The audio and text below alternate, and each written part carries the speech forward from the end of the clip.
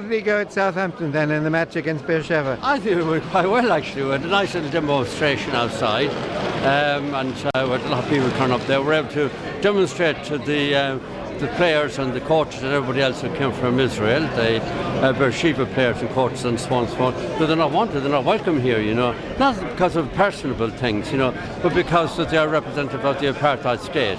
And although we were small in numbers, it was our first demonstration against apartheid by football in this country, and we were going to build on that. And then we went into the stadium and we made a little statement inside there as well, in response, may I say so, to the flying of an Israeli flag in the Southampton end. So we stood up for ourselves, we stood up for Palestine, and we demonstrated by producing our Palestinian flags, all 8 of us. So yes, it was quite a good day, quite a success, and something very positive to build on. I mean, we've got a long way to go to reach the sort of levels of Celtic, Dundalk and St Johnstone, St Etienne and a few others, but you have to start somewhere, you know, and that's our first in England, so great start, and we're more confident than ever that we will eventually expel apartheid Israel from football, hopefully before the World Cup in 2018 in Moscow. What was the result of the match, sir?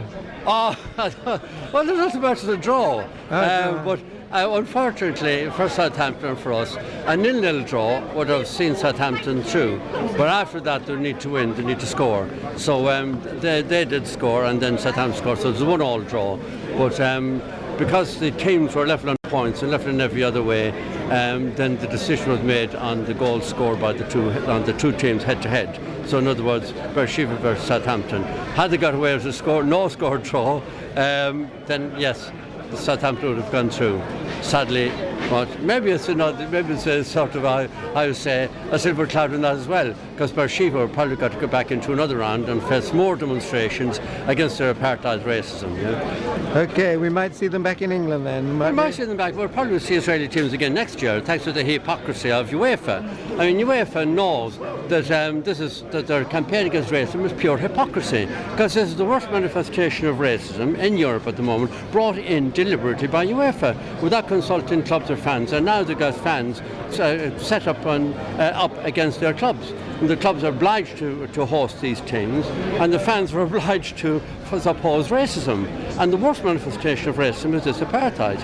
So, I mean, UEFA have set up clubs against their fans, and it's outrageous. So we're going to take them to court, actually. That's what footballers against apartheid are looking at now, and using Southampton as an example of what happens when UEFA officials actually try to disrupt our demonstration, and then when we went into the stadium, they disrupted that. So, I mean, we've got a case against UEFA. We'll be taking that to court to see how we get on. Yeah.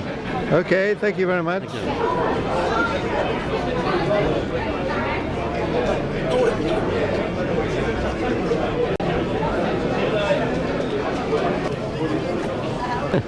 Tell me, what do you think of our campaign? Are you for the Palestinian cause? You support Palestine? I speak English very bad. You support Palestine? I don't understand. Okay, right, all right. Say something in Russian. Say hello in Russian.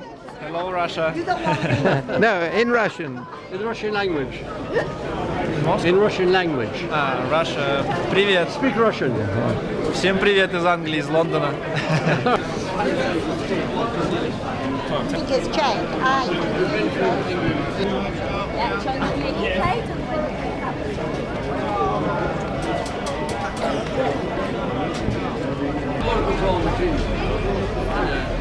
So it would have been our Irish people are generally support of Palestine.